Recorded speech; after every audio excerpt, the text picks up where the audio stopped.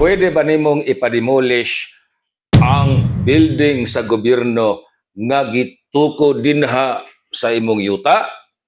Panalitan imong gi-question ang pag-take over sa gobyerno sa imong yuta nga gitukura na og public school. Pwede nimong ipademolish ang public school kay inbalido ang pag-take over sa imong yuta. Tinuod do na kay katungod nga i-recover ang imong butang. Kay imuha kining gihulagway nga wa na ni uyon o nahisupak na sa balaod. Apan kung gobyerno gani imong kontra, ang katarungan pod sa gobyerno naa siya gitawag og power of eminent domain.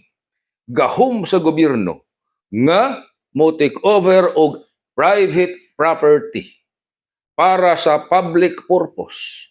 Kung public school ang gitukod, o dili man imposible,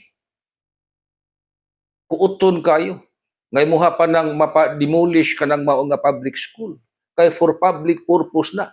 Ang imuha na lang, mangayo ka og saktong bayad sa gobyerno sa yuta nga gi-take over. Mao nang gitawag og just compensation. Dili mo expire ang mao nimo nga katungod.